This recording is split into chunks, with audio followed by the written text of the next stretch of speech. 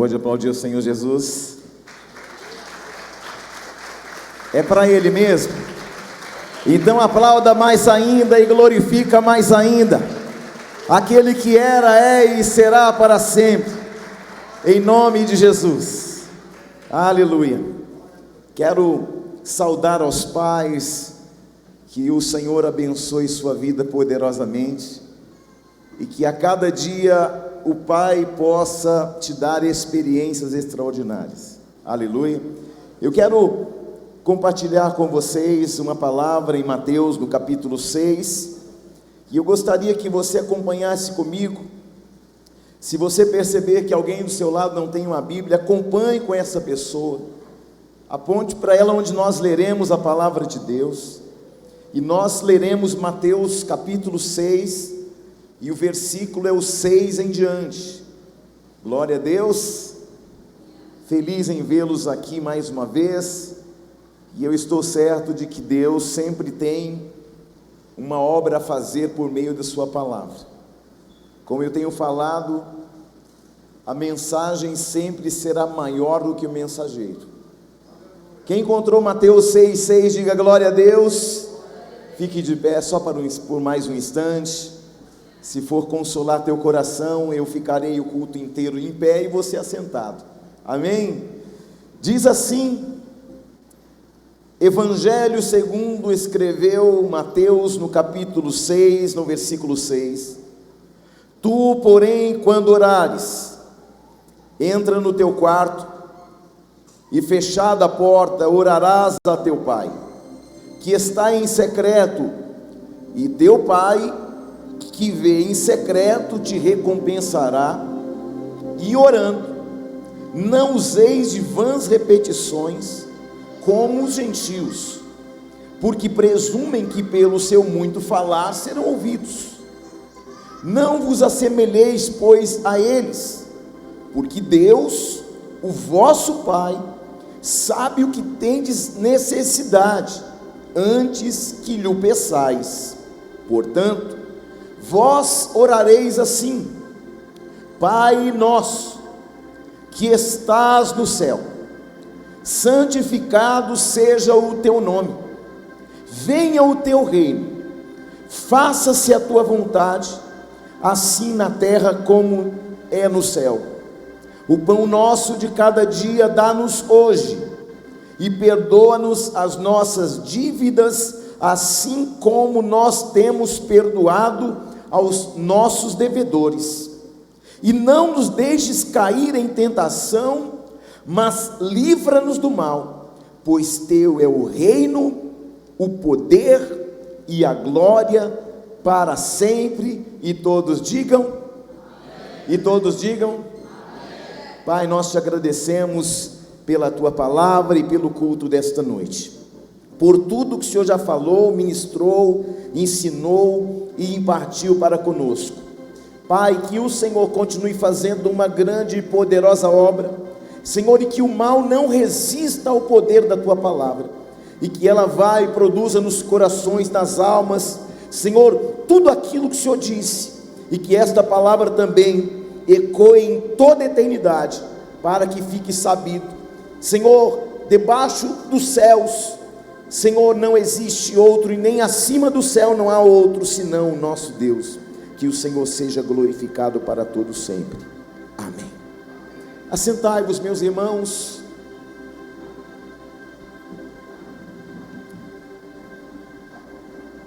Eu quero, antes de ministrar, confessar um pecado para você. Quando eu vim para a igreja evangélica, eu tinha uma resistência com relação ao Pai Nosso. Confessa a você que tinha. E vou lhe explicar por quê. Porque eu conectava o Pai Nosso a uma religião. Eu conectava o Pai Nosso a uma vã repetição. Então eu, por muito tempo, eu resistia. Eu até lia, mas eu evitava de orar o Pai Nosso, por causa desse gatilho que muitas vezes me fazia associar a uma religião pagã.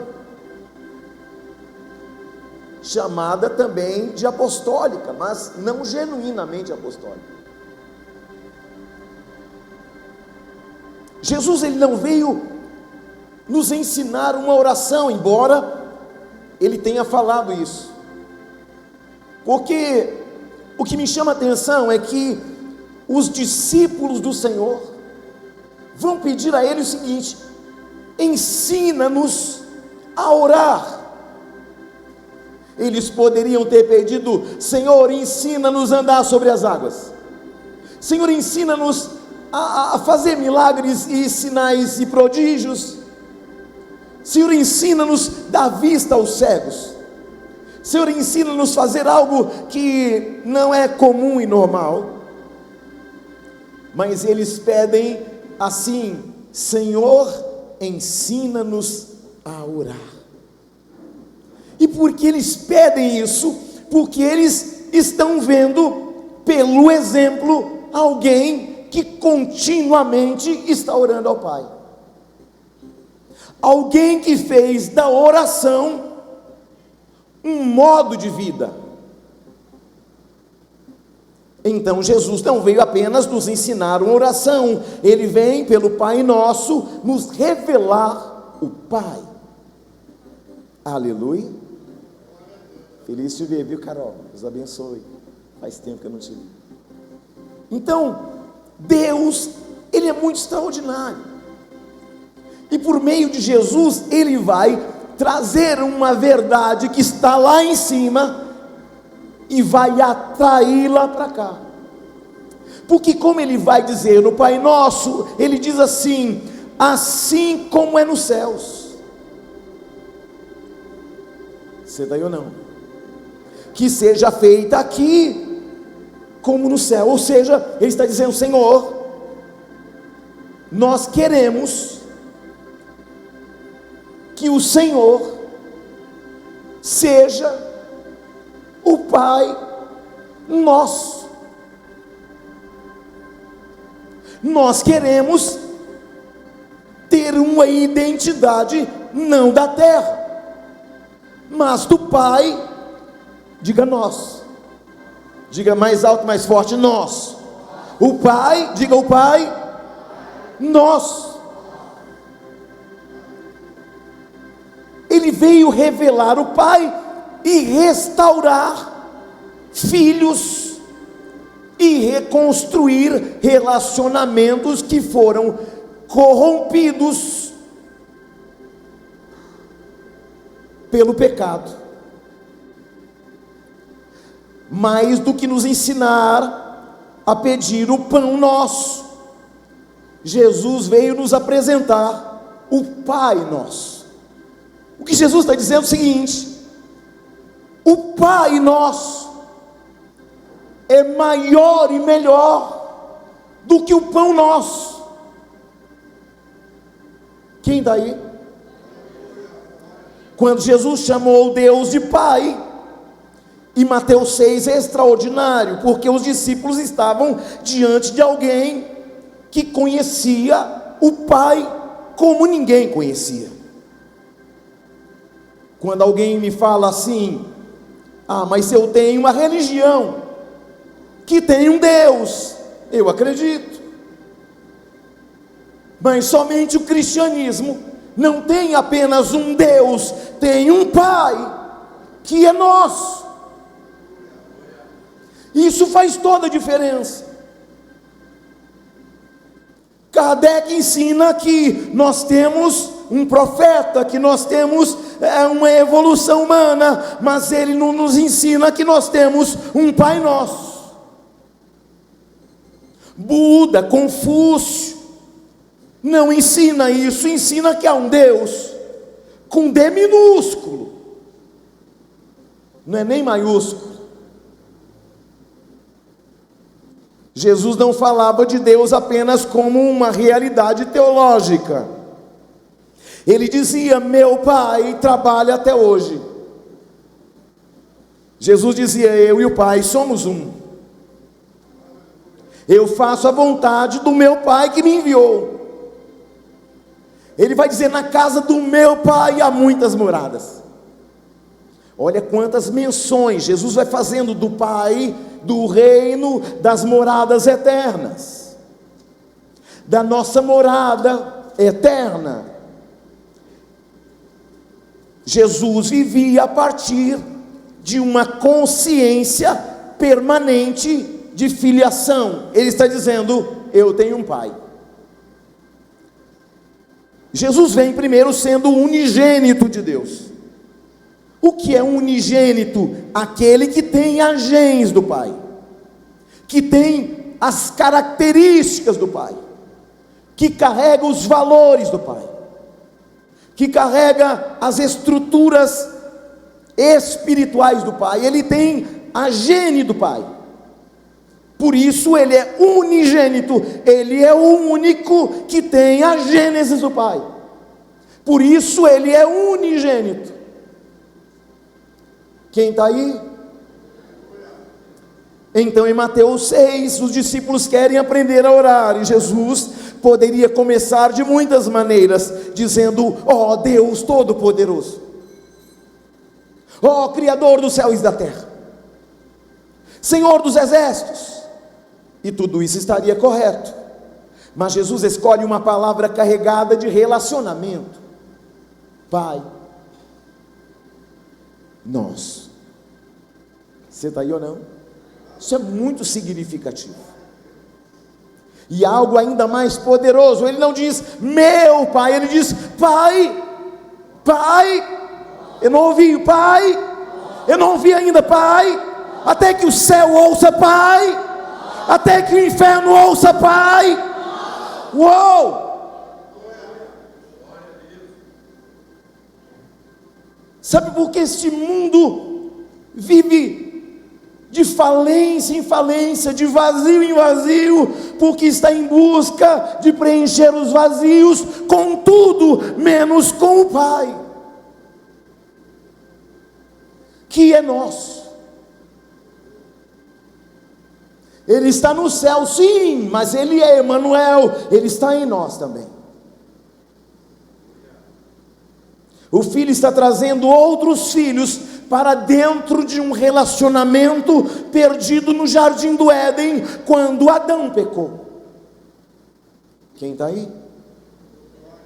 Jesus não veio apenas revelar quem Deus é, mas veio revelar quem nós podemos nos tornar a partir do Pai Nosso. Não estou falando do Pai Nosso como oração, mas do Pai Nosso que é o verdadeiro Pai Nosso. O Deus que Jesus apresenta, Ele continua santo, soberano, maravilhoso, conselheiro, príncipe da paz. Ele continua sendo Pai da eternidade, Ele continua sendo Rei dos reis, Ele continua sendo Senhor dos senhores, Ele continua sendo o eu sou, Ele continua sendo Príncipe das almas, Ele continua sendo o Bispo das almas, Ele continua sendo o juiz dos juízes, advogados, sobretudo, Ele é o Pai Nosso. O pecado não produziu apenas culpa. O pecado fez uma ruptura, um corte num relacionamento que havia entre o Pai e a humanidade lá no Éden. Adão estava no jardim. Adão desfrutava da presença contínua do Pai. Ele tinha acesso, ele tinha relacionamento, provisionamento. Adão tinha identidade. Mas depois do pecado, ouvimos uma das perguntas mais dolorosas da Bíblia: Adão, onde você está? Deus não havia perdido a localização geográfica de Adão. A pergunta revelava uma ruptura no relacionamento. Sabe, Deus está perguntando para Adão: Adão, aonde você está que você perdeu o relacionamento que você tinha comigo? Adão, eu não quero saber se você está escondido atrás da árvore, eu só quero saber o seguinte: o que você fez que estabeleceu uma ruptura entre nós. Porque agora, ainda que eu quisesse, eu não posso mais me achegar a você, porque a minha glória vai consumir você agora. Porque Deus também é fogo abrasador. Então esse Deus que é santo, que é fogo abrasador, não pode mais se aproximar de Adão, porque senão Adão morre. Porque o salário do pecado é morte. O salário do pecado é a morte. Adão estava escondido, porque o pecado introduz distância. Você percebe quando você peca, o que você fica? Você fica ressabiado. Dentro da tua consciência espiritual parece que todo mundo sabe que você fez isso que você fez. Um dia um moço ficou muito chateado. Ele veio num culto lá na Couto Magalhães, e ele falou com o obreiro da igreja: eu quero falar com esse pastor, e eu quero saber quem foi que falou a minha vida para ele. Queria brigar comigo, irmão. E aí ele veio bravo: quem foi que falou da minha vida para o senhor? Eu falei: pastor, tudo bem? Sou pastor Júnior. O que está acontecendo? Não, o senhor ficou falando da minha vida o culto todo. Eu falei: eu lhe conheço. Não. O senhor conhece alguém aqui dessa igreja? Não. Então quer dizer para o senhor que quem revelou sua vida aqui foi o Espírito Santo, e o mesmo Espírito Santo que fala e falou sobre você é o mesmo que te convence do juízo, da justiça e do pecado, e onde abundou o pecado, superabundou a graça. Você quer o perdão de Deus apesar do teu pecado? Quero. Você quer Jesus para salvar você do teu pecado e da culpa que você carrega? Quero. Então ora comigo: Senhor, eu reconheço que eu sou pecador. Irmão, ele ficou bravo, estava bravo, ficou manso, porque o que gritava dentro dele não era ele, era a culpa, era o pecado que gritava. Porque quando você peca, você fica parecendo que todo mundo sabe, aí você fica assustado. Eu encontrei uma irmã um dia na rua, e ela estava fumando, encostada no carro, e quando ela me viu, ela achou um lugar para jogar o cigarro, aí pegou o cigarro, amassou na mão. Paz, irmã, tudo bem? Tudo. Conversamos um pouco. O cheiro de churrasco queimado com fumaça de cigarro subiu no ar. Falei: irmã, eu sou só o teu pastor, e eu quero dizer uma coisa para você: eu amo a sua vida apesar do seu pecado, apesar de você, porque eu não sou o juiz da sua causa e da sua vida, eu só sou um pastor que aponta o caminho para você. Então, ao invés de você queimar a mão, você poderia simplesmente continuar, porque Deus, que vê todas as coisas, já tinha visto você fumando mesmo, tinha pelo menos evitado de queimar a mão. Ela falou assim: é verdade, né, pastor? Aí abriu a mão com a mão queimada, com o cigarro na mão, jogou fora, passou a mão, falou: pastor, passei uma vergonha tão grande com o senhor, que nunca mais eu fumo, só de vergonha que eu passei. Falei: não é pela vergonha, é porque o Espírito Santo te ama. Você percebe? Nesta casa não há um lugar para colocar alguém para confessar o pecado para a igreja, para dizer: eu sou culpado, eu fiz isso. Não, querido, nesta casa não tem um tribunal, esta casa tem um pai que te ama, apesar de você. Então o pecado, ele introduz distância onde havia comunhão, vergonha onde havia intimidade, medo onde havia segurança, e esconderijo onde havia relacionamento. Você pode prestar atenção, Geralmente quando você passa muito tempo fora da igreja, aí assim, quando você pega uma brasa viva e você tira ela do braseiro e deixa fora, ela vai, por um pouco de tempo, ela continua sendo brasa. Mas quando é de manhã, não é brasa mais, é carvão. E carvão só serve para sujar, irmão. Então quando a gente não é brasa, a gente suja. Onde você põe a mão, você suja. Por quê? Porque o pecado ainda habita em nós. O maior problema do Éden não foi apenas perder o jardim, foi perder a intimidade com a casa e com o Pai. Então, desde este tempo, existe dentro do homem uma procura. O homem que procura um significado, que procura pertencimento, procura identidade, procura aprovação, procura preencher os vazios com coisas ou pessoas. Tem muita gente que se envolve com gente errada, porque está tentando preencher um vazio que é do Pai, tentando colocar alguém. Não é errado buscar alguém, o problema é substituir o lugar de Deus e dar a alguém, ou dar a alguma coisa. É como dinheiro. Não é pecado ter dinheiro, o problema é quando o dinheiro tem você.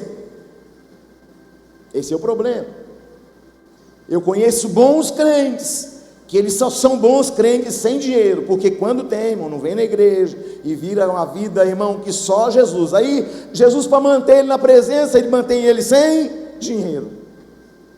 Ai, será que é por causa disso que eu estou sem dinheiro? Não sei, é você que está pensando. Porque a sua alma vale mais do que você tem.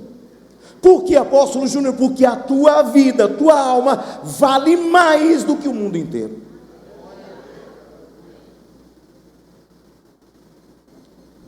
Por que o homem vive em busca de algo? Porque existe algo dentro de nós que só pode ser preenchido pela presença do Pai.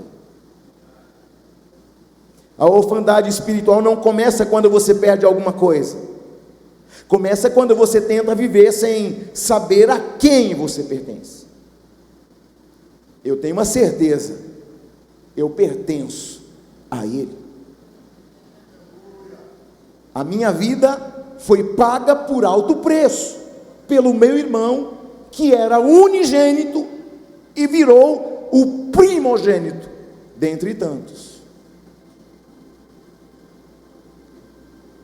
João 3,16 declara: porque Deus amou ao mundo de tal maneira, que deu o seu Filho unigênito. Preste atenção, Deus envia o Filho para recuperar filhos. Quem está aí? Deus enviou o seu Filho unigênito, para que o Filho unigênito fosse o primogênito, para que aquilo que ele disse: ninguém vem ao Pai a não ser por mim. O que Jesus veio? Restaurar um relacionamento de paternidade. Quando meu pai faleceu, eu estava muito envolvido na causa, estava muito doente, e a minha casa virou apenas um lugar de passagem para banho, troca de roupa, hospital, aeroporto, aeroporto, casa para banho de novo, e a minha vida era um ciclo entre hospital, aeroporto e o banheiro da minha casa para tomar banho de novo, esse ciclo, até que meu pai partiu. Como eu estava completamente envolvido na situação, então, quando ele faleceu, e na noite que ele faleceu, como eu trabalhava de madrugada, Deus me deu uma visão, e ele estava num mármore, e alguém pegava um lençol bem branco, e o cobria. Eu acordei, e falei para minha mãe, que estava aqui na minha casa, nesse ínterim, e eu disse à minha mãe naquela noite: mãe, eu vou trabalhar, mas a senhora prepare todas as malas, porque o meu pai já partiu. Júnior, mas mãe, só deixa as malas prontas para amanhã, amém? Então tá bom. Pegou as malas, deixou tudo pronto, fui trabalhar. O hospital, 7 horas da manhã, me liga dizendo: eu gostaria de falar com um parente direto do seu Diomar. Falei: eu sou o filho dele, eu preciso que você traga os documentos dele no hospital, e a gente precisa conversar acerca dele. Eu falei: mãe, aquilo que eu falei para a senhora já aconteceu mesmo. Eu já sabia o que tinha acontecido, porque Deus tinha me revelado. Somente depois do velório, que tudo já estava resolvido, que já estava enterrado, eu chorei copiosamente, porque eu entendi que, humanamente falando, nunca mais eu iria ver. Mas qual é a minha alegria? A minha alegria é de ter tido a oportunidade de apresentar o Pai do céu ao meu Pai da terra. Então eu tenho uma certeza: o meu Pai da terra passou, mas Ele está com o meu outro Pai, o verdadeiro Pai. E um dia nos encontraremos. Você está aí ou não? Então, quando eu vejo um parente que não se converteu ainda, qual a minha preocupação? Um dia todos partiremos, uns para salvação e vitória eterna, e outros para condenação eterna. Não existe um meio termo. Quando eu era espírita, kardecista, o que a gente aprendia e ensinava? Se você errou aqui com alguém nessa encarnação, você vem na próxima, aí você resolve o problema. Não, queridos, a Bíblia está dizendo o seguinte: ao homem está ordenado morrer uma só vez, e depois disto vem o juízo de Deus. Quantas vezes? Only one. Somente uma vez. Você está aí ou não? Então a decisão para ir para as moradas eternas, como Jesus disse: ninguém vem ao Pai a não ser por mim, continua sendo uma verdade absoluta. Kardec não salva, Confúcio não salva, Buda não salva, mas Ele é o único intermediador entre o homem e o Pai. Ele está à destra do Pai. Gálatas 4, nos versos 4 e 5 diz: vindo porém a plenitude do tempo, Deus enviou o seu Filho para que recebêssemos a adoção de filhos, e esta é uma das declarações mais extraordinárias das Escrituras Sagradas. O Filho veio para que nós fôssemos adotados.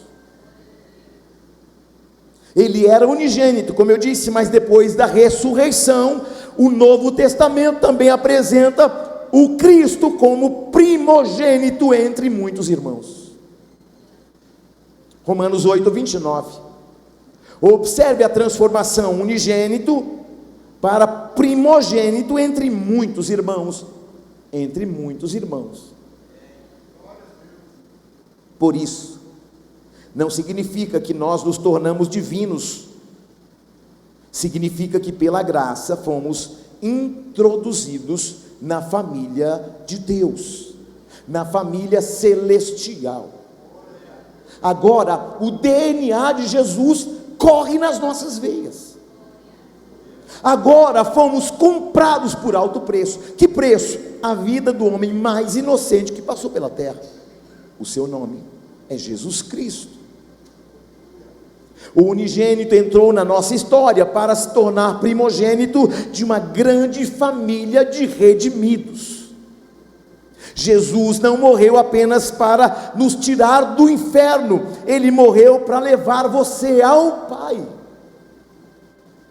Ele tirou a gente da condição do inferno, sim, mas mais que isso, Ele é a ponte que nos leva ao Pai,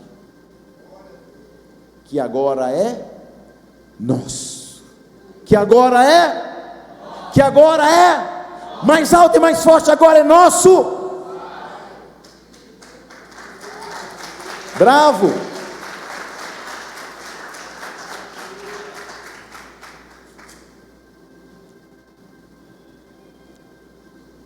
Hello, moto. Hebreus 2 apresenta Cristo conduzindo muitos filhos à glória. A cruz, portanto, não é somente um lugar de perdão, é um caminho de reconciliação. Jesus nos reconciliou com Ele mesmo e com o Pai. Isso é tremendo demais. Aleluia. Você está aí ou não? Então a cruz não é um lugar de perdão somente, é um lugar de reconciliação. Diga comigo, a cruz não é somente um lugar de perdão, é também um lugar de reconciliação. Nós perdemos no Éden um relacionamento com o Pai, sim ou não? Mas a partir de Jesus, o Cristo, o Messias, o Cordeiro de Deus, agora nós fomos reconciliados. Quem está aí? Jesus é a ponte que nos leva à casa do Pai e ao Pai. João 14:6, Jesus diz: eu sou o caminho, a verdade e a vida, e ninguém, quem? Diga quem? Vem ao Pai senão por mim. Ninguém. Maomé não salva, Buda não salva, Confúcio não salva, Allan Kardec não salva. Por quê? Porque Jesus é o único caminho, verdade e vida, e Ele mesmo disse: ninguém vem ao Pai senão por mim. Observe as palavras do Senhor Jesus. Ele não disse simplesmente: ninguém vai ao céu senão por mim. Ele disse: ninguém vem ao Pai senão por mim. Ele está levando um nível de relacionamento muito mais do que uma casa, do que uma morada eterna. Ele está falando assim: eu vou preparar moradas para você morar com o nosso Pai. Tem moradas eternas? Tem. É lugar de delícias? É lugar eterno? É lugar que não tem dores? É lugar que não existe mais morte? É lugar que a enfermidade não chega? É lugar que não tem mais hospital? Mas acima de tudo, é o lugar da casa do Pai nosso. Isso é poderoso demais. Se nós entendêssemos isso com a profundidade do Mateus 6, do Pai, os nossos vazios dariam lugar à plenitude da presença do...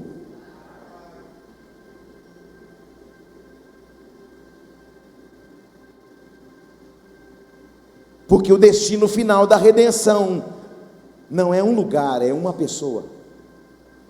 Diga: o meu destino não é só um lugar, é uma pessoa, é o Pai. O Evangelho não termina no céu, o Evangelho nos conduz ao Pai, irmãos. Quem está aí? Fala alguma coisa, crente. Jesus é o caminho, mas todo o caminho conduz a um lugar. Mas Jesus vai revelar muito mais do que um caminho para o céu e para as moradas eternas. Ele vai apontar e revelar o destino. E qual o destino? O Pai. Imagine a cruz como uma ponte. De um lado, pecado, culpa, condenação. Não, vamos fazer aqui da esquerda, né? Da mão esquerda. Pecado, culpa, condenação, medo, distância e morte. Agora direita, hein, gente? Ó, presta atenção. Perdão, reconciliação, filiação, intimidade, herança e vida. No centro quem está? Jesus. Na cruz, Jesus não apenas cancelou a cédula de dívida que constava de ordenança contra nós, Ele restaurou um endereço. Qual? A casa do Pai. Sem Cristo, há um abismo que ainda que você veja a casa do Pai, ainda que você veja Ele de longe, você não pode chegar a Ele, porque Jesus é a única ponte. Ele disse: ninguém vem ao Pai a não ser por mim. Uou!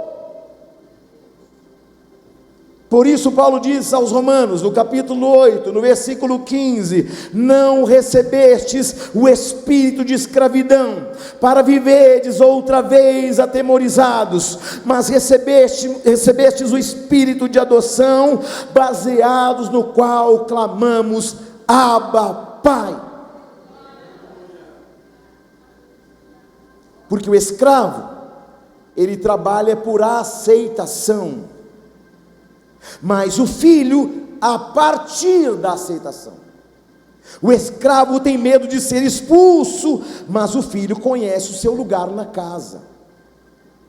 O escravo procura provar o seu valor, mas o filho conhece sua identidade. Pai nosso. Quando Jesus fala Pai nosso, Ele está quebrando uma lógica de orfandade. Agora Mateus 6 ganha outra dimensão. Pai nosso, Jesus está dizendo: quando vocês falarem com Deus, saibam de onde estão falando. Não falem apenas como criaturas diante do Criador, não falem apenas como servos diante do Senhor. Pela redenção, aproximem-se dele como filhos diante do Pai.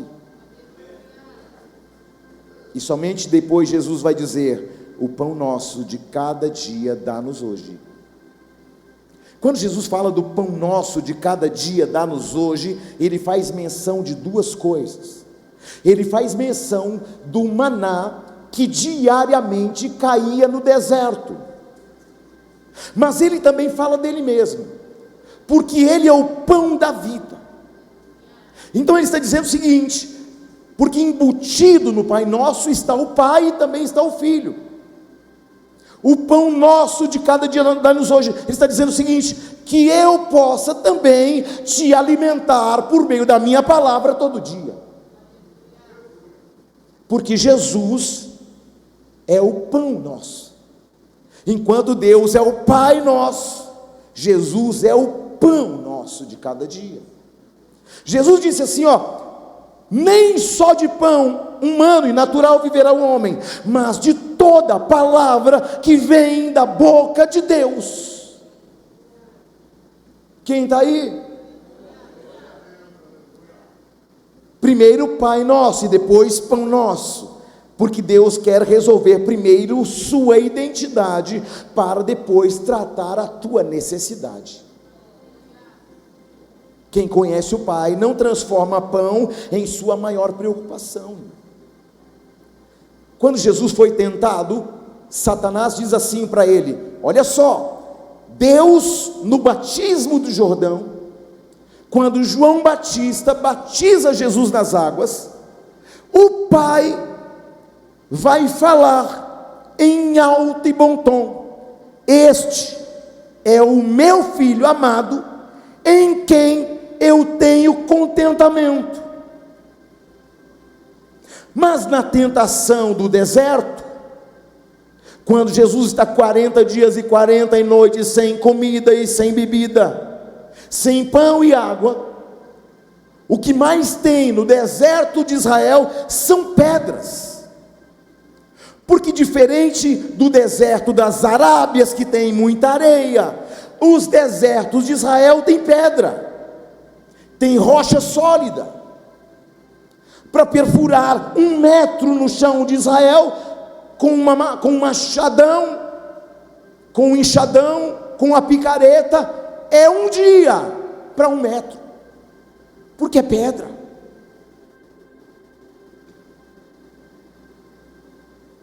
Quem está aí? Então, o que nós precisamos lembrar é que Jesus foi tentado, e Satanás disse para ele assim: se você é mesmo filho de Deus, se é uma condicional. Olha, Satanás ouviu ou não que Deus disse: esse é o meu filho? Sim ou não? Sim. Só que agora Jesus está fragilizado pela fome e pela sede, e ele fala assim: então se você é mesmo aquilo que Deus falou que você é, então me prova, então transforma as pedras em pães, para eu saber se você é mesmo esse filho que Deus disse.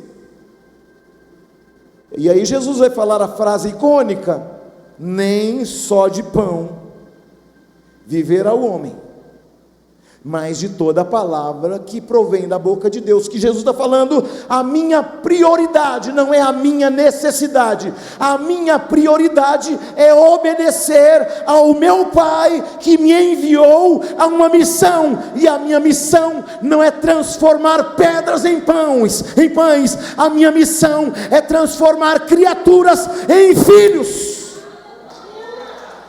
Uou!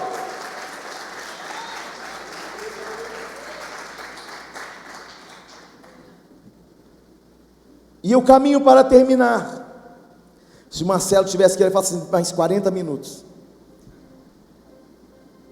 Mateus 6 inteiro está impregnado de paternidade. Teu Pai que vê em secreto, o vosso Pai sabe, o vosso Pai celestial, o Pai nosso. E Jesus está ensinando: você não está falando com Deus que é indiferente às suas necessidades, você está falando com um Pai que conhece você e o que você precisa antes de você precisar. Deus sabe o que você precisa, ainda que você não precise ainda. Por quê? Porque Ele é o Pai da eternidade.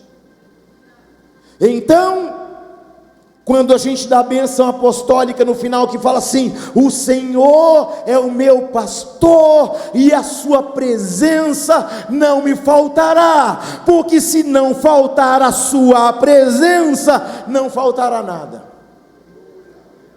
Por quê? Porque antes de precisar, Ele já proveu. Por isso o Senhor Jesus disse: não estejais ansiosos quanto ao dia de amanhã, porque para cada dia basta o seu próprio mal.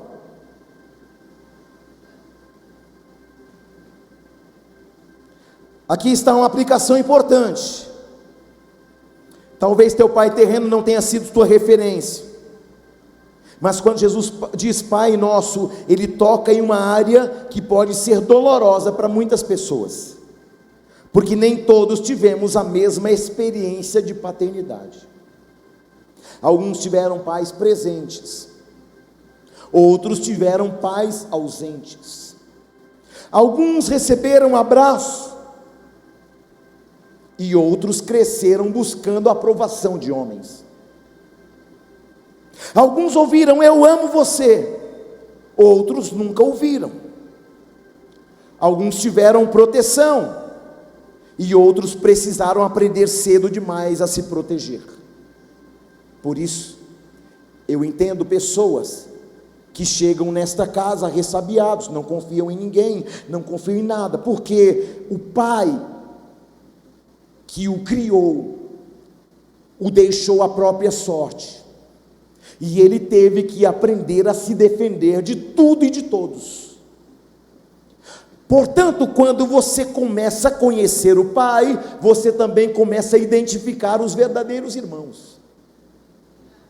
E aí, nós nos tornamos uma família espiritual, onde a tua dor passa a ser minha, onde a tua alegria é a minha também, porque agora nós não somos mais somente um lugar de reunião social, agora nós somos uma família espiritual.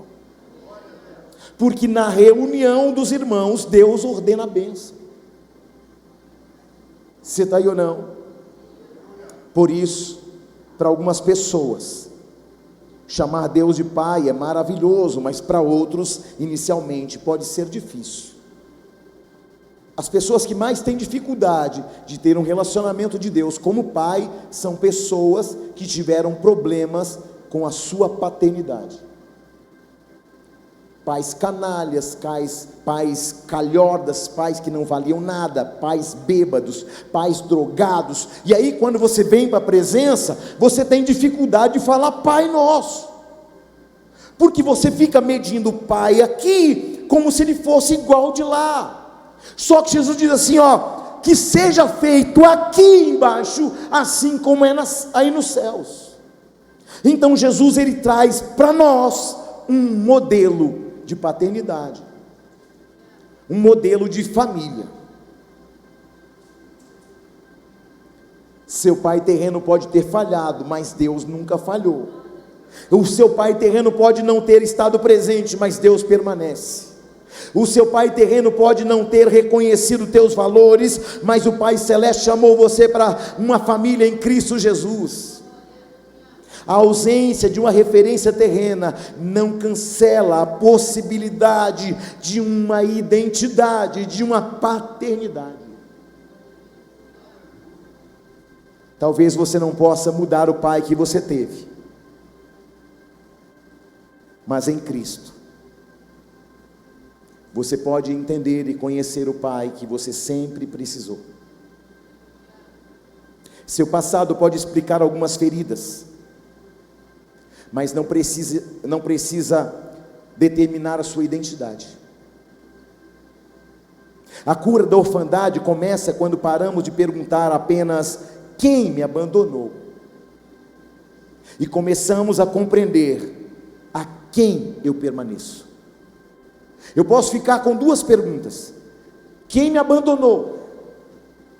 Ou você pode ficar com a segunda, que eu acho melhor: a quem eu pertenço?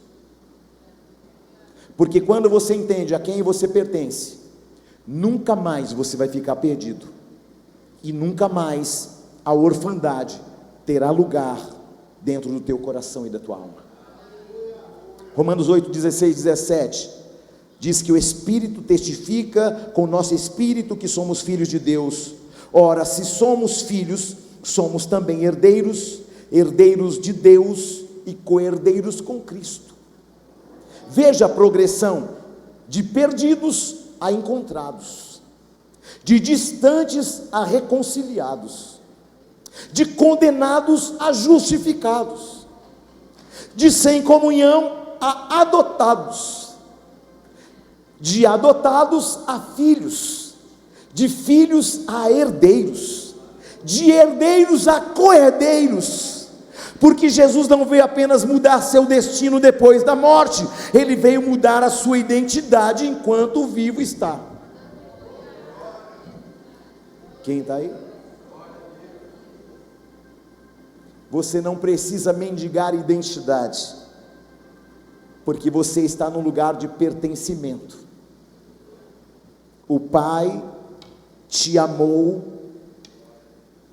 incondicionalmente. Você não precisa viver espiritualmente tentando conquistar um lugar à mesa, porque Cristo já abriu a porta da casa do Pai. Talvez hoje seja, e como é de fato, o dia dos pais. Parabéns para você que é pai. Parabéns para você que é um bom pai. E para você que ainda não é um bom pai, eu declaro que os decretos que trouxeram para você falsas referências de paternidade, que tem afetado teus filhos. Ah, mas eu dou presente. Teu presente não substitui a tua presença.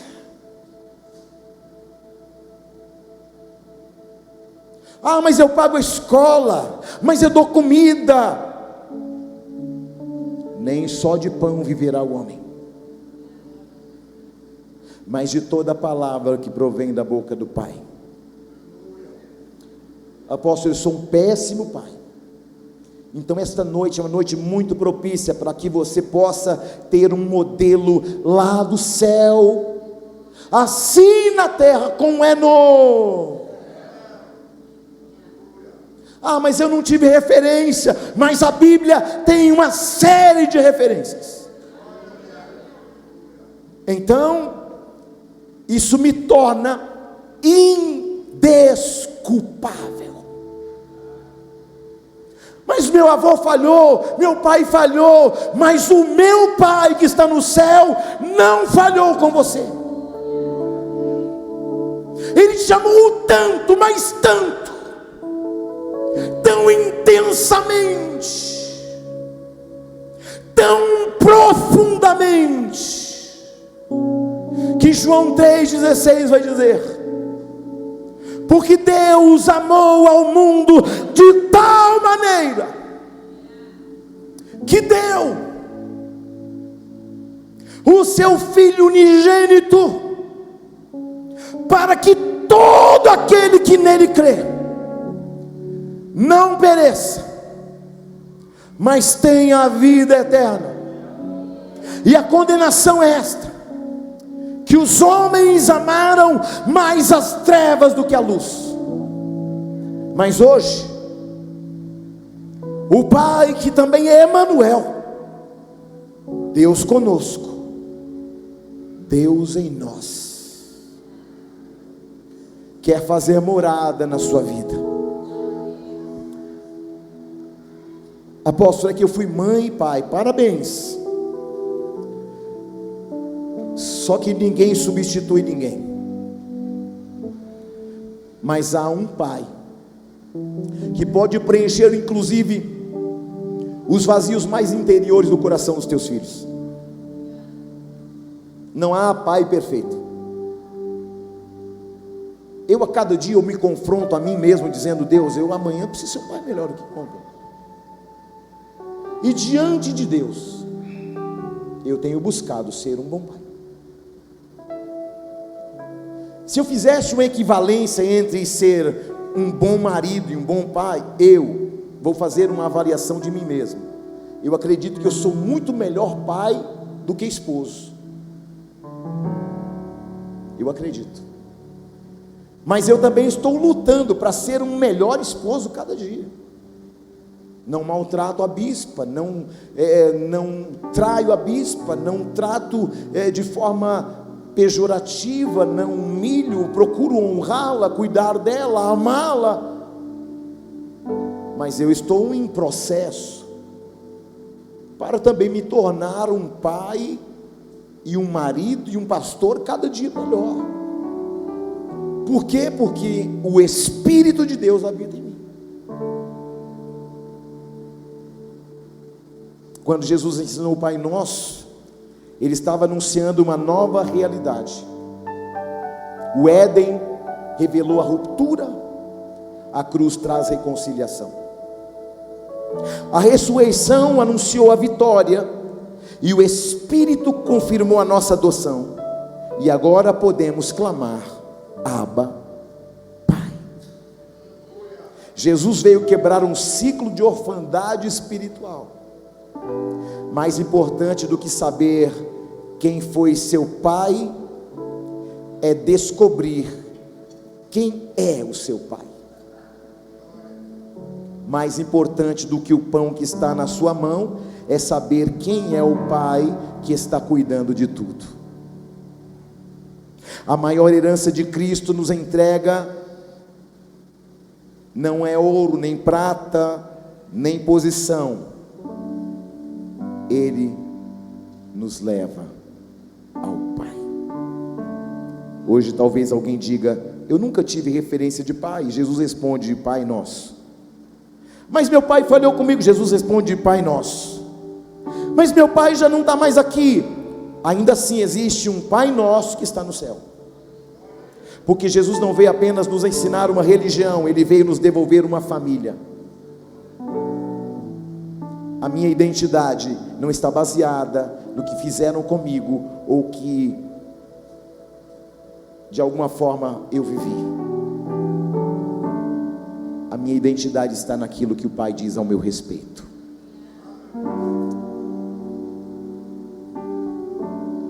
Como Pai,